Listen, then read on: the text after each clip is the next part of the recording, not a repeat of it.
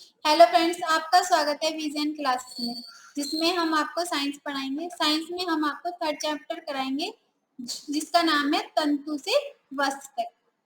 आइए जानते हैं तंतु क्या होता है। वस्त्र आप सभी लोग जानते हैं कि वस्त्र क्या होता है। वस्त्र तो सभी पहनते हैं।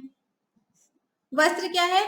वस्त्र कई तरह के होते हैं। ऊनी, सूती, सिल्क, जूट, नायलॉन आदि कई तरह के वस्त्र होते हैं। कुछ वस्त्र चमकीले होते हैं तो कुछ में चमक नहीं होती। कुछ वस्त्र गर्म होते हैं जो गर्म सर्दियों में पहने जाते हैं, और कुछ वस्त्र गर्मियों में पहने जाते हैं जो हमारे शरीर को ठंडा रखते हैं। यह वस्त्र का जो गुण होता है कि वह ठंडा है या गर्म, वह उसके तंतु पर निर्भर होता है, जैसे जिसके द्वारा वह बनाए जाते हैं। अब चलिए जानते हैं तंतु क्या होता है। तंतु एक रेशा होता है जिससे हम धागा बनाते हैं, और धागे के द्वारा हम वस्त्र को बनाए जाते हैं। तंतु का गुण यदि गर्म है तो वह सर्दियों के लिए बनाया जाएगा, और अगर तंतु का गुण रेशे का गुण ठंडा है तो वह गर्मियों के लिए बनाया जाएगा। ये हमारा तंतु पर निर्भर करता है। चलिए देखिए अब तंतु होता क्या है या किस तरह का दिखाई देता है, ये जानते हैं। जैसे कि आपको क्रियाकलाप वन में आपको देख रहे हैं कि आप कोई कपड़ा लीजिए, उस कपड़े को से प्रतीत होता है कि कपड़ा किस तरह का होता है। उसे हम कपड़े को छूकर यह पता लगा सकते हैं कि यह कपड़ा सूती है, गर्म है या रेशमी है या किस तरह का है। जैसे कि क्रियाकलाप 2 में दिया हुआ है, 2 में दिया गया है कि तंतु क्या है। अगर आप एक कपड़ा लें, जैसे रुमाल, रुमाल में से एक धागा खींचें, धागे को आप आसानी से यूं ही खींच सकते हैं, और उस धागे को आप अपनी उंगलियों से दबाकर देखें तो उसमें छोटे छोटे से रेशे दिखाई देंगे। उस धागे के जो रेशे होंगे वो हमारा तंतु होगा। जैसे कि इसमें दिया हुआ है कि कुछ वस्त्र जैसे सूती, जूट, रेशमी तथा ऊनी के तंतु पादपों तथा जंतुओं से प्राप्त होते हैं। इन्हें प्राकृतिक तंतु तंतु भी हमारे कई प्रकार के होते हैं। प्राकृतिक, पादप। प्राकृतिक तंतु क्या होते हैं? जंतु या पादपों से प्राप्त होने वाले तंतु प्राकृतिक तथा नेचुरल कहा जाता है, जैसे सूत, ऊन, सिल्क, जूट आदि। ये सब हमारे पादप तंतु होते हैं या प्राकृतिक तंतु होते हैं। पादप तंतु कहाँ से पाए जाते हैं? जैसे कुछ पादप तंतु ये, जैसे कि रुई। रुई हमें किसके द्वारा? पादप तंतु वो होते हैं जो हमें पौधों के द्वारा पाए जाते हैं, जैसे कि रुई, कपास। रुई कहाँ से आती है? इससे खेतों में उगाया जाता है। साधारण कपास के पौधे वहां उगाए जाते हैं जहाँ की मृदा काली तथा जलवायु उष्ण होती है। क्या आप इसे कुछ राज्यों के नाम बता सकते हैं जहाँ हमारे देश में कपास की कृषि होती है? कपास पादप के फल, कपास गोलक लगभग नींबू की माप के होते हैं। मतलब कि जो कपास का जो फूल होता है वो गोले नींबू की तरह गोल बना होता है। पूर्ण परिपक्व होने के पर बीज टूटकर खुल जाते हैं तथा अब कपास तंतु के से ढके पिनोले को देखा जा सकता है।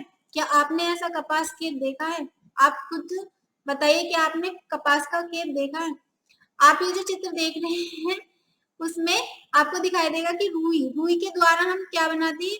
कपास बोल दो। जैसे कि हमारे पौधा है, पौधे के ऊपर पहले नींबू की तरह गोल गोल फूल होगा, जब वह खिल जाएगा तो ये रुई कपास की तरह दिखाई देने लगेगा, मतलब रुई की तरह दिखाई देने लगेगा। तो ये हमारा क्या है? पादप तंतु है। उसके बाद आता है हमारा जूट।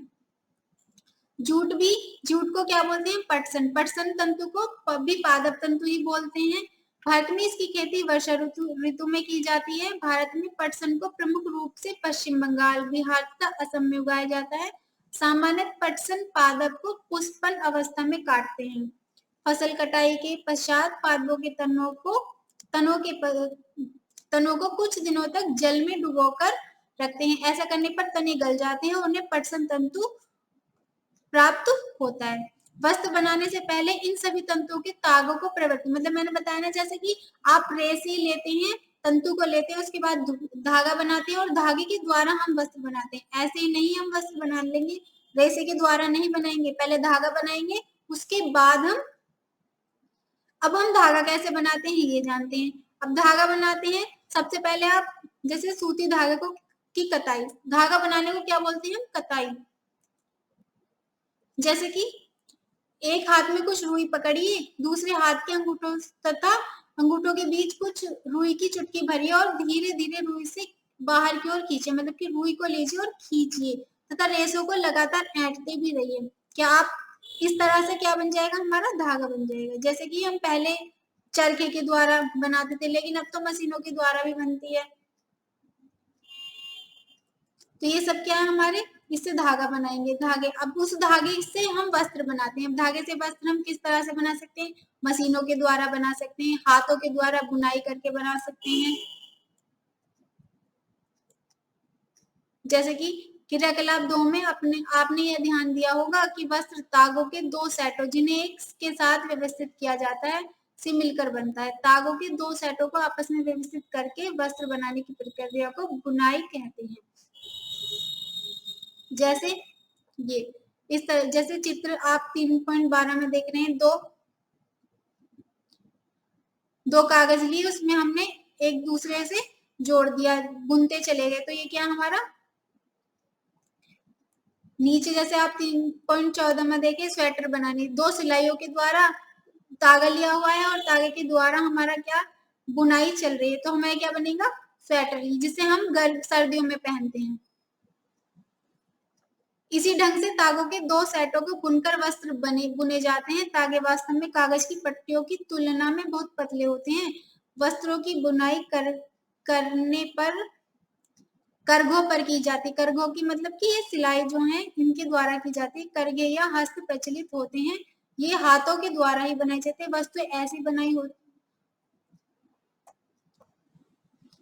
अब आगे चलते हैं, आगे देखेंगे जैसे वस्त्र सामग्री का इतिहास। पहले तो लोग बाग क्या करते थे, क्या आपने कभी यह जानने का प्रयास किया कि प्राचीन काल में लोग पहनने के लिए किस सामग्री का उपयोग करते थे।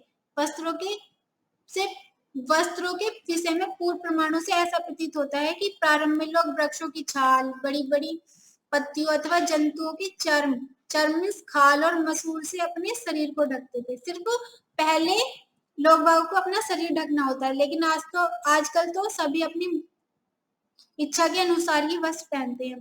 जैसे कृषि समुदाय में बसना आरंभ करने के पश्चात लोगों ने पतली पतली टहनियों तथा घास को बुनकर चटाइयां तथा डालियां बनाना सीखा। लताओं, जंतुओं की ऊन अथवा बालों को आपस में ऐठन देकर लंबी लड़ियां बनाई, उनके द्वारा वस्त्र बुनकर वस्त्र तैयार किया और पहनना शुरू किया। पूर्व में भारतवासी रुई से बने वस्त्र पहनते थे, जो गंगा नदी के निकटवर्ती क्षेत्रों में उगाई जाती थी। फ्लैक्स भी एक पादप है, मतलब कि ये भी पेड़ के द्वारा ही हमें प्राप्त होती है, जिससे प्राकृतिक तंतु प्राप्त होता है। प्राचीन मिस्र में वस्त्रों को बनाने के लिए रुई का तथा फ्लैक्स की कृषि नील नदी के निकटवर्ती क्षेत्रों में की जाती है। उन दिनों में लोगों को सिलाई करना नहीं आता था। उस समय लोग अपने शरीर को विभिन्न भागों को वस्त्रों से आच्छादित कर लेते थे, मतलब कि सिर्फ कुछ अपने शरीर को ढक लेते थे पेड़ की छालों से या किसी भी वस्तु से, पर लेकिन वस्त्र से नहीं। वे शरीर को ढकने के लिए कई विभिन्न ढंगों का उपयोग करते थे। सिलाई की सुई के आविष्कारों के साथ लोगों ने वस्त्रों की सिलाई करके, मतलब कि जैसे जैसे बढ़ते गए वैसे वैसे सभी वस्त्र मतलब कि सभी अपनी मशीनों के द्वारा, हाथों के द्वारा वस्त्र बनाते गए और अपने पहनना स्वीकार, मतलब कि पहनना शुरू कर दिया। परंतु क्या यह आश्चर्यजनक बात नहीं कि आज भी साड़ियों, धोतियों, लुंगी तथा पगड़ों को बिना सिले वस्त्र के रूप में उपयोग किया जाता है, जिस तरह पहले किया जाता था। जिस प्रकार समस्त देश में खाए जाने वाले भोजन में अत्यधिक विविधता देखने को मिलती है, उसी प्रकार हर एक राज्य में अलग अलग वस्त्र पहना जाता है। हमारे यहाँ साड़ी, कुर्ता पजामा, इस तरह बहुत से हर जिले का, हर राज्य का अलग अलग पोशाक होती है जो वहां पर पहनी जाती है। वस्तुओं में भी अत्यधिक विविधता पाई जाती है। इसी प्रकार जैसे कि हमने बताया कि कपास का गोलक, हम एक कपास लेंगे, उससे हम ओटना क्या होता है, हम कातने का, उसके हम रेशे बनाएंगे, उस रेशे को कताई करके हम धागा बनाएंगे और धागे से हम बुनाई करके वस्त्र बना सकते हैं, सिलाई करके कर सकते हैं।